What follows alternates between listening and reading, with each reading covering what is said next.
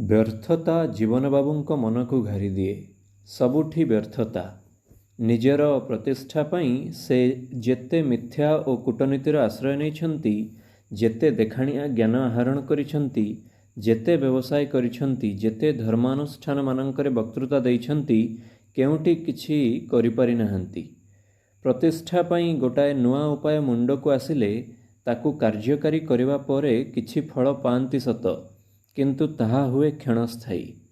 ହୁଏତ କଟକର ନର୍ଦ୍ଦମା ସଫା କରିବା ପାଇଁ ଗୋଟିଏ ସମିତି ସ୍ଥାପନ କଲେ, ସେଥିରେ ସେ ସଭାପତି ହୋଇ ବକ୍ତୃତା ଦେବାକୁ ଲାଗିଲେ। ଖବରକାଗଜରେ ନାଁ ବାହାରିଲା, ତଥାପି ତାଙ୍କର ତୃପ୍ତି ହେଲା ନାହିଁ। କାହିଁ, ଏ ପର୍ଯ୍ୟନ୍ତ ତ ଲୋକେ ତାଙ୍କର ଜନ୍ମବାର୍ଷିକୀ ମାନିଲେ ନାହିଁ। ମନ ତାଙ୍କର ଘାରିଦିଏ। ମନେ ମନେ ସେ ସମସ୍ତଙ୍କୁ ଗାଳି ଦିଅନ୍ତି। ଲୋକଗୁଡ଼ାକ ଅକୃତଜ୍ଞ, ବଦମାସ। ସେ ସମିତି ଛାଡ଼ି ସେ ଆଉ ଏକ ନୂଆ ସମିତି ଗଢ଼ିବାର ଯୋଜନା କରନ୍ତି। ଲୋକେ ମଧ୍ୟ ଭୁଲିଯାଆନ୍ତି ତାଙ୍କୁ। ପୁରୁଣା ମଳୁ ନୂଆ ବୈଦ୍ୟ ପାଖରୁ ନୂଆ ଔଷଧ ଖାଇ କିଛି ଫଳ ପାଏ ବା ପାଇଲା ପରି ମନେ କରେ। କିନ୍ତୁ କିଛିଦିନ ସେ ଔଷଧ ବ୍ୟବହାର କଲା ପରେ ପୁଣି ଯେଉଁ କଥାକୁ ସେଇ କଥା। ଜୀବନବାବୁଙ୍କ ଦଶା ସେମିତି। ନିଜର ପ୍ରତିଷ୍ଠା, ସମ୍ମାନ, ସ୍ମରଣୀୟ ହେବାର ମୋହ ତାଙ୍କୁ ପୁରୁଣା ରୋଗ ଭଳି ମାଡ଼ି ବସିଛି। ନାକରେ ଦଉଡ଼ି ତାଙ୍କର। କିଛି ଗୋଟାଏ ଚମକପ୍ରଦ କରିବାକୁ ସେ ସର୍ବଦା ବ୍ୟାକୁଳ ଓ ଚିନ୍ତିତ। ସାହିତ୍ୟ, ରାଜନୀତି, ବ୍ୟବସାୟ, ଧର୍ମ ଆଦି ସବୁଥିରେ ସେ ହାତ ମାରି ପୁରୁଣା ରୋଗୀ। ଶେଷକୁ ଗୁଣି ଗାରେଡ଼ି ଆଶ୍ରୟ ନେଲା ଭଳି ସେ ନାନା ଅଦ୍ଭୁତ ସମିତି ଗଢ଼ିବାରେ ଲାଗି ପଡ଼ିଛନ୍ତି। ଜୀବନର ତୃତୀୟ ଭାଗରେ ପାଦ ଦେଲା ପରେ ସେ ମନସ୍ଥ କଲେ, ନା, ମୋ ଦ୍ୱାରା କିଛି ହେବ ନାହିଁ। ମିମିକୁ ଗଢ଼ିବାକୁ ହେବ। ମିମି ତାଙ୍କର ଏକମାତ୍ର ବଂଶଧର। ବୟସ ବର୍ତ୍ତମାନ 9 ବର୍ଷ। ପ୍ରଥମ ଶ୍ରେଣୀରେ ପାଠ ପଢ଼େ। ଜୀବନବାବୁ ଜୀବନ ପଣ କରି ତାକୁ ଗଢ଼ିବାରେ ଲାଗିଛନ୍ତି। ତାକୁ ଗଢ଼ିବାର ନାନା ଯୋଜନା ଅଛି ତାଙ୍କର, କିନ୍ତୁ ସେ ଯୋଜନା ସବୁ ସମ୍ଭାଳିବାରେ ମିମିର ବା ସାମର୍ଥ୍ୟ କେତେ? ହେଲେ ଜୀବନବାବୁଙ୍କର ସେଥିପ୍ରତି ନଜର ନାହିଁ। ବ୍ୟର୍ଥତା ତାଙ୍କୁ କରିଛି ନିର୍ମମ ସ୍ୱପ୍ନବିଳାସୀ। ବ୍ୟର୍ଥତା ତାଙ୍କୁ କରିଛି ଅନ୍ଧ ଓ କ୍ରୂର। ସକାଳୁ ବ୍ୟାୟାମ, ତାପରେ 2ଟି ଅଣ୍ଡା ଓ ଗିଲାସେ ଲେମ୍ବୁ ସରବତ ପରେ ନାଚ ଓ ଗୀତ ଶିକ୍ଷା, ତାପରେ ପଢ଼ା, ତାପରେ ତାଟିଆଏ ମାଂସ ସହ ଭାତ ଖାଇ ହଷ୍ଟେଲ ଇସ୍କୁଲରୁ ଫେରି ପୁଣି ଗୀତ, ଚାଲିଲା ଏମିତି ରାତି 11 ପର୍ଯ୍ୟନ୍ତ। ମିନିଟିଏ ବି ଫୁର୍ସତ ନାହିଁ। ଗୃହିଣୀ, ଚାକର ବାକର ସମସ୍ତେ ଲାଗିଛନ୍ତି। ମିମି ପଛରେ ଟଙ୍କା ପାଣି ପରି ଖର୍ଚ୍ଚ ହେଉଛି। ନଥିଲେ ଧାର ହେଉଛି। ଭ୍ରୂକ୍ଷେପ ନାହିଁ ସେଥିପ୍ରତି। ଚାକର ବାକରଙ୍କୁ ସୁବର୍ଣ୍ଣ ସୁଯୋଗ ପଡ଼ିଯାଇଛି। ବେଶ୍ 2 ପଇସା ହାତ ପଇଠ ହେଉଛି ତାଙ୍କର। ହେଲେ ମିମିର ବା ଶକ୍ତି କେତେ ସେ ନିଆଁଗେଳା ଯୋଜନା ସବୁକୁ ସମ୍ଭାଳିବାକୁ? ସେ ଯୋଜନାରେ ମିମିର ମଙ୍ଗଳ ବା ଭବିଷ୍ୟତର ତ ସ୍ଥାନ ନାହିଁ। ଅଛି କେବଳ ଜୀବନବାବୁଙ୍କ ପ୍ରତିଷ୍ଠା ପାଇବାର ନିର୍ମମ ଅନ୍ଧ ବ୍ୟଗ୍ରତା। ସେ ଯୋଜନା ଭାରରେ ମିମି ନିଷ୍ପେଷିତ ହୋଇ ଦିନକୁ ଦିନ ଆହୁରି ଦୁର୍ବଳ ହୋଇପଡ଼ୁଛି। ମିମି ପଢ଼ାରେ ଭୁଲ କଲେ ଜୀବନବାବୁ ଯେତେବେଳେ ଧୈର୍ଯ୍ୟ ହରାଇ ତାକୁ ନିର୍ମମ ଭାବରେ ପ୍ରହାର କରନ୍ତି, ସେତେବେଳେ ତାଙ୍କର ବଡ଼ ଭାଇ ତାଙ୍କୁ କହନ୍ତି, ଶାନ୍ତ ହ, ଶାନ୍ତ ହ, କାହିଁକି ସେଥିରେ ମାତିଛୁ? ଅସ୍ୱାଭାବିକ ଭାବରେ ଚେଷ୍ଟା କଲେ ଫଳ ଓଲଟା ହୁଏ। ଜୀବନବାବୁ ଥରେ ରାଗିଯାଇ କହିଲେ, ତୁମର କ'ଣ ଗଲା? ମୋ ଗାଈକୁ ମୁଁ ଲାଞ୍ଜ ବାଟେ ଖୋଇବି। ତାଙ୍କ ବଡ଼ ଭାଇ ହୃଦୟବାବୁ ମ୍ଳାନ ହସି କହିଥିଲେ, ତୁ ବୁଝିପାରୁନୁ ଜୀବ, କେଡ଼େ ନିର୍ମମ ତୁ ହୋଇଯାଉଛୁ। ଯେଉଁ ମିମିକୁ ତୁ। ସେ ଆଉ କହି ନ ପାରି ମୁହଁ ବୁଲାଇ ଦେଇଥିଲେ। ମିମିର ସତେ ସେ ଦିନ ଆଉ ନାହିଁ। ସରିଯାଇଛି ସେ ଦିନ। ତାକୁ ଯେତେବେଳେ 1 ବର୍ଷ ବୟସ, ସେତେବେଳେ ଦିନେ ତାର ବାପା ଶୋଇଥିବା ବେଳେ ମିମି ବାପାର ନାକକୁ ଅନେକ ବେଳ ଯାଏ ଦେଖି ଶେଷରେ ସିଦ୍ଧାନ୍ତ କଲା, ନାକଟା ନିହାତି ଅଡ଼ୁଆ କରୁଥିବ ବାପାଙ୍କୁ ନିଶ୍ଚୟ। ନାକଟିକୁ ସେ ଜାପୁଟି ଧରି ଉଠାଇ ଫିଙ୍ଗି ଦେବାକୁ ଚେଷ୍ଟା କଲା। ତାହାର ନଖରେ ବାପାଙ୍କ ନାକ ଚିରି ହୋଇଗଲା। ରକ୍ତ ବୋହିଲା। ଜୀବନବାବୁଙ୍କର ନିଦ ଭାଙ୍ଗିଗଲା ଚାଉଁକିନା, କିନ୍ତୁ ସେ ଉଠି ପାରିଲେ ନାହିଁ। କାଳେ ତାଙ୍କ ବୁକୁରେ ବସିଥିବା ମିମି ପଡ଼ିଯିବ ବୋଲି। ନିଜ କୁଞ୍ଚକାନିରେ ରକ୍ତ ପୋଛି ସେ ହସି ମିମିକୁ ଚୁମ୍ବନ କଲେ। ତାପରେ ପାଣି ଲାଗି ସେ କ୍ଷତ ଘା ହୋଇ ଶୁଖିବାକୁ ଲାଗିଲା ଅନେକ ଦିନ। କିଛି ଖର୍ଚ୍ଚ ମଧ୍ୟ ହେଲା ସେଥିପାଇଁ। ସେ ଚିହ୍ନ ଆଜି ପର୍ଯ୍ୟନ୍ତ ଅଛି। ସେତେବେଳେ କିନ୍ତୁ ଜୀବନ ବାବୁଙ୍କୁ କେହି ଦାଗ କଥା ପଚାରିଲେ ସେ ହସି ହସି ତାର ଇତିହାସ କହୁଥିଲେ ଗର୍ବର ସହିତ। ସତେ ଯେମିତି କେଉଁ ଯୁଦ୍ଧରେ ସେ ଖଡ଼୍ଗାଘାତରେ ଚିହ୍ନ। ସତ କହିଲେ ଏ ବି ତ ଜୀବନ ସଂଗ୍ରାମର ଗୋଟାଏ ଦିଗ। ଜୀବନ ବାବୁଙ୍କର ବଡ଼ ଭାଇ ଶାନ୍ତ ପ୍ରକୃତିର ଲୋକ। ସାମାନ୍ୟ ଗୋଟିଏ ଚାକିରି ତାଙ୍କର। ଯାହା ସଚ୍ଚୋଟ ଉପାୟରେ ରୋଜଗାର କରନ୍ତି ସେଥିରେ ଦୁଃଖରେ ଚଳୁଥିଲେ ମଧ୍ୟ କେବେ ହେଁ ତାଙ୍କୁ କେହି ଆପତ୍ତି କରିବାର ଶୁଣି ନାହାନ୍ତି। ସଦାବେଳେ ହସ ହସ ମୁହଁଟି। କଚେରୀ କାମ ସାରି ସିଧାସଳଖ ଘରକୁ ଆସି ଗୁହାଳ ସଫା, ନର୍ଦ୍ଦମା ସଫା, କନ୍ଥା ସିଲେଇ, ଭାଗବତ ପଢ଼ା, ପୂଜା ଆଦି କାମରେ ସେ ଲାଗିଯାଆନ୍ତି। ତାଙ୍କର ସ୍ତ୍ରୀ ମଝି ମଝିରେ ଦୁଃଖ କଷ୍ଟ କଥା କହି ବସିଲେ ସେ କହନ୍ତି, ଭଗବାନଙ୍କର ପ୍ରତ୍ୟେକ କଥାରେ ଆମେ ଯଦି ଆପତ୍ତି କରୁ ତେବେ ସୁଖ ମିଳିବ କେଉଁଠୁ? ଲକ୍ଷେ ପାଇଲେ ବି ସୁଖ ପାଇବ ନାହିଁ। ସେ ଯାହା ଦେଉଛନ୍ତି ବୁଝିସୁଝି ଦେଉଛନ୍ତି। ବେଶୀ ଦେଲେ ଆମେ ସମ୍ଭାଳି ପାରିବା ନାହିଁ। ସ୍ତ୍ରୀ କିନ୍ତୁ ଛାଡ଼ିବାର ନୁହେଁ। କହିଲେ, ଏସବୁ ଅପାରଗ ଲୋକର କଥା। ତୁମ ଭଳି ଯଦି ସମସ୍ତେ ହୁଅନ୍ତେ ତାହେଲେ ଏ ଦେଶ କେବେଠୁ ଦରିଦ୍ର ହୁଅନ୍ତାଣି। ହୃଦୟବାବୁ ହସି ହସି କହିଲେ, ତା ହୁଏତ ସତ, କିନ୍ତୁ ଧନୀ ଉଚ୍ଛୃଙ୍ଖଳ ଦେଶ ବା ଲୋକ ତାହାଠୁ ଆହୁରି ବିପଜ୍ଜନକ।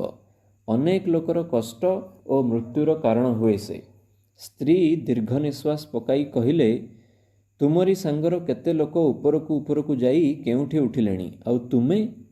ହୃଦୟବାବୁ ହସିଲେ। କହିଲେ, କେହି ସିନା ଆନନ୍ଦ କେମିତି ମିଳିବ ସେ ଚିନ୍ତା କରନ୍ତି। ନା, ଖାଲି ଅନ୍ୟକୁ ଟପିଯିବାର ଦୁଶ୍ଚିନ୍ତା।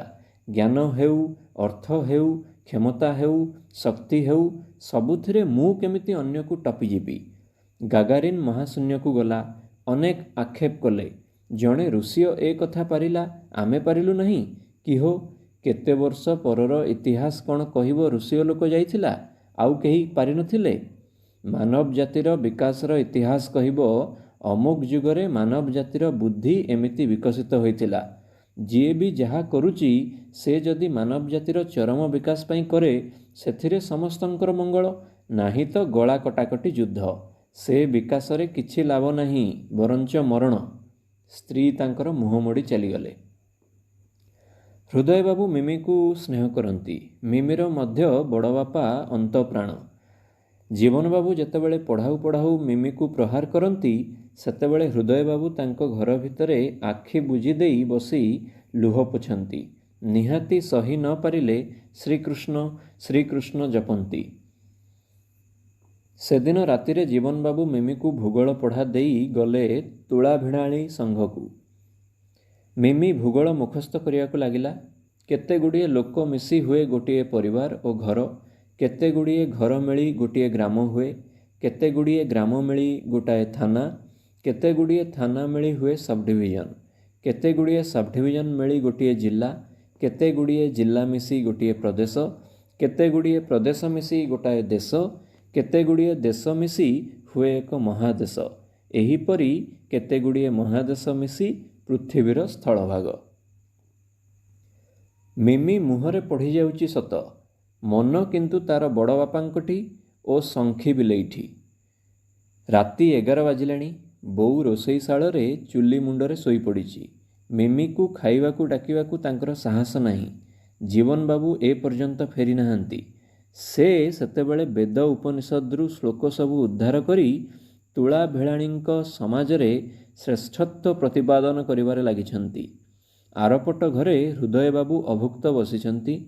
ମିମିର ପଢ଼ା ସରିଲେ ସେ ଓ ତାଙ୍କର ଶଙ୍ଖି ତାଙ୍କ ସଙ୍ଗେ ନିଇତି ଖାଆନ୍ତି। ଶଙ୍ଖି ଏପର୍ଯ୍ୟନ୍ତ ଖାଇ ନାହିଁ। ମ୍ୟାଉଁ ମ୍ୟାଉଁ ରଡ଼ି ଛାଡ଼ୁଛି। ମିମି ଖାଇବାକୁ ନ ବସିଲେ ସେ ଖାଏ ନାହିଁ। ମିମିର ମନ ବଡ଼ବାପାଙ୍କଠି ଆଉ ଶଙ୍ଖିଠି। ତଥାପି ସେ ଢୁଳାଇ ଢୁଳାଇ ପଢ଼ି ଚାଲିଛି। ବାପାଙ୍କର କଡ଼ା ଆଦେଶ, ସେ ନ ଫେରିବା ପର୍ଯ୍ୟନ୍ତ ମିମି ଯେପରି ପଢ଼ା ଜାଗାରୁ ନ ଉଠେ। ସେ ଆଦେଶ ଅମାନ୍ୟ କରିବାକୁ କାହାରି ସାହସ ନାହିଁ। କିନ୍ତୁ ପାଠରେ ମନ ନ ଥିବାରୁ ମିମିର ସବୁ ଗୋଳେଇ ଗଲାଣି। ସେ ଢୋଳେଇ ଢୋଳେଇ କହି ଚାଲିଛି, କେତେ ଗୁଡ଼ିଏ ଦେଶ ମିଶି ହୁଏ ଗୋଟିଏ ଘର। ଘରେ ବାପା ଥାଆନ୍ତି। ଯେଉଁ ଘରେ ବଡ଼ବାପା ଥାଆନ୍ତି ତାକୁ କହନ୍ତି ମହାଦେଶ। ସେଠି ଶଙ୍ଖି ଅଛି, ମୋତେ ଡାକୁଛି। ତାପରେ ତାର ହଠାତ୍ ଖିଆଲ ହେଲା କ'ଣ ଗୁଡ଼ାଏ ସେ ଇଆଡ଼ୁ ସିଆଡ଼ୁ କହୁଛି। ଚମକି ପଡ଼ି ସେ ଆଖି ରଗଡ଼ି ପୁଣି ପଢ଼ା ମୁଖସ୍ଥ ହୋଇଛି କି ନା ବିଡ଼ିବାକୁ ଯାଇ ନିଜକୁ ନିଜେ ପ୍ରଶ୍ନ ପଚାରି ଉତ୍ତର ଦେବାକୁ ଲାଗିଲା। ହଁ, କେତେଗୁଡ଼ିଏ ପୃଥିବୀ ମିଳି କ'ଣ ହୁଏଟି? ଏହାର ଉତ୍ତର ସେ ଦେଇପାରିଲା ନାହିଁ। ବ୍ୟସ୍ତ ହୋଇ ସେ ବହିର ପତର ଓଲଟାଇବାକୁ ଲାଗିଲା। କେଉଁଠି ତା ଉତ୍ତର ପାଇଲା ନାହିଁ। ହୃଦୟବାବୁ କାନ ପାରି ସବୁ ଶୁଣୁଥାନ୍ତି, ମୁରୁକି ମୁରୁକି ହସୁଥାନ୍ତି, କିନ୍ତୁ ଆଖିରେ ତାଙ୍କର ଲୁହ।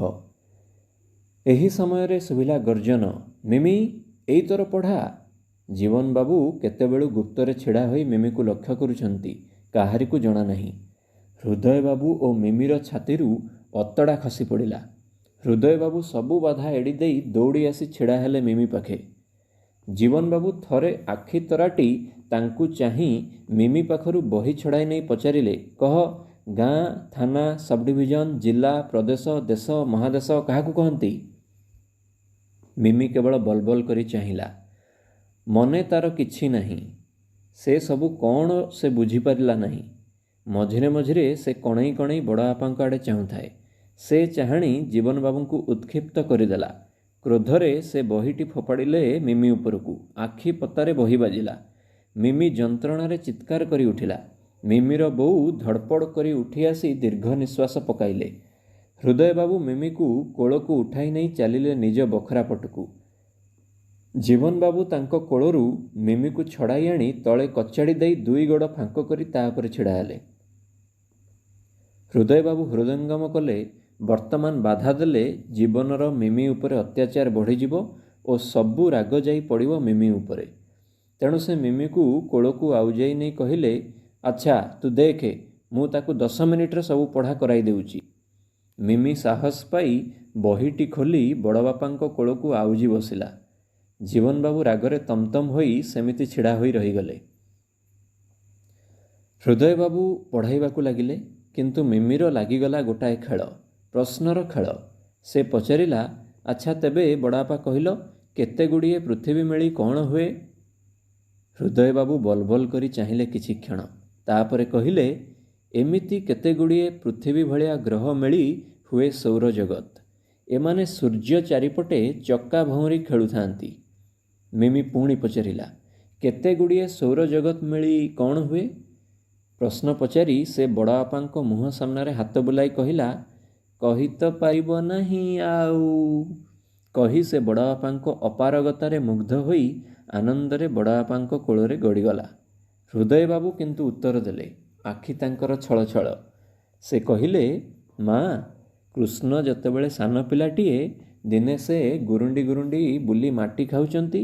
ଯଶୋଦା କୃଷ୍ଣଙ୍କୁ ମାଟି ଖାଇବାର ଦେଖି ତାଙ୍କୁ ଧରି କହିଲେ, ଆଁ କର, ପାଟି ଆଁ କର। ଭଗବାନ ଆଁ କରିଦେଲେ। ଯଶୋଦା ତ ଦେଖି କାବା। କ'ଣ ଦେଖିଲେ? ତାର ଉତ୍ତରରେ ହୃଦୟବାବୁ ଗାଇଲେ, କୋଇଲି ହାଇ ଯେ ମାରଇ ପୁତ୍ର ତୁଣ୍ଡ, ହୃଦୟ ଦିଶିଲା ସପତ ବ୍ରହ୍ମାଣ୍ଡ, ଲୋ କୋଇଲି। ପୁଣି ଗାଇଲେ, ବ୍ରହ୍ମାଣ୍ଡ ମାଳ ମାଳ ହୋଇ, ତା ପ୍ରତି ଲୋମେ ବିରାଜଇ। ଆଖି ପୋଛି ମିନିକୁ ଚୁମ୍ବନ ଦେଇ କହିଲେ, ମା, ତୁ ଯେଉଁ ପ୍ରଶ୍ନ କଲୁ ସେ ଭୂଗୋଳ ନୁହେଁ, ଗୋଳ। ଏ ଯେତେ ସବୁ ସୃଷ୍ଟି ହୋଇଛି, ପରମାଣୁ ଠାରୁ ଆରମ୍ଭ କରି କୋଟି କୋଟି ମହାସୂର୍ଯ୍ୟ ପର୍ଯ୍ୟନ୍ତ ସବୁ ମିଶି ହେଉଛନ୍ତି ସେ। ଅଣୋରଣିୟାନ୍ ମହତୋ ମହୀୟାନ୍, ଆତ୍ମାସ୍ୟ ଯନ୍ତୋର୍ନିହିତ ଗୁହାୟାମ୍, ତମ କ୍ରତୁଃ ପଶ୍ୟତି ବୀତଶୋକୋ, ଧାତୁ ପ୍ରସାଦାନ୍ମ ହି ମାନମାତ୍ମନଃ। ସୂକ୍ଷ୍ମଠାରୁ ସୂକ୍ଷ୍ମତର ଏବଂ ବିଶାଳଠାରୁ ବିଶାଳତର ସେ ପ୍ରତ୍ୟେକ ଜୀବ ଓ ବସ୍ତୁ ମଧ୍ୟରେ ଅଛନ୍ତି। ନିଷ୍କାମ ବ୍ୟକ୍ତି ତାଙ୍କୁ ଦର୍ଶନ କରି ଶୋକାତୀତ ହୁଅନ୍ତି। ମା, କିଏ କହିପାରିବ ତା କଥା? ଜୀବନବାବୁ ବାଧା ଦେଇ କହିଲେ, ଆପଣ ସେ ଧର୍ମଫର୍ମ କଥା କୁହନ୍ତୁ ନାହିଁ। ସେ ସବୁ ବାଜେ କଥାରେ ତାକୁ ପ୍ରବେଶ କରାଇବା ମୋର ଯୋଜନା ନୁହେଁ। ଯୋଜନା? ପ୍ରତ୍ୟେକ କାମ ପାଇଁ ଦରକାର ଯୋଜନା। ହୃଦୟବାବୁ ହସିଲେ। କହିଲେ, ଆରେ, ପ୍ରତ୍ୟେକ ଜୀବର ଏକମାତ୍ର ଉଦ୍ଦେଶ୍ୟ ସେଇ ବିରାଟ ପ୍ରତି ଆକୃଷ୍ଟ ହେବା। ଧର୍ମ ଈଶ୍ୱର ନୁହେଁ ରେ, ଈଶ୍ୱର ପ୍ରାପ୍ତିର ଗୋଟିଏ ପନ୍ଥା। ସେ ପନ୍ଥାରେ ଯେତେବେଳେ ଗ୍ଳାନି ଜାତ ହୁଏ ବା ସେ ପନ୍ଥା ଯେତେବେଳେ ଈଶ୍ୱର ଆଡ଼କୁ ନ ଯାଇ ଅନ୍ୟ ଆଡ଼କୁ ଗତି କରେ, ସେତେବେଳେ ମଣିଷ ହୁଏ ମଣିଷଖିଆ ରାକ୍ଷସ। ସେତେବେଳେ ଭଗବାନ ନିଜେ ଅବତୀର୍ଣ୍ଣ ହୁଅନ୍ତି ସେ ପନ୍ଥାକୁ ସଜାଡ଼ିବାକୁ। ସେ ସଜାଡ଼ିବାର ପନ୍ଥା ହେଉଛି ଧ୍ୱଂସ। ଧ୍ୱଂସ ପରେ ପୁଣି ହୁଏ ସୃଷ୍ଟି। ତୋ ପରି ଏମିତି କେତେ ଯୋଜନା ଗଲାଣି, ଧର୍ମ ଚାଲିଛି ତା ଗତିରେ, ସଦା ଜାଗ୍ରତ ଈଶ୍ୱର। ମିମି ଏତେ କଥା ସବୁ କିଛି ବୁଝିଲା ନାହିଁ। ସେ ତାର ବଡ଼ ବାପାର ଛାତିରେ ମୁହଁ ଲୁଚାଇ ରହିଲା।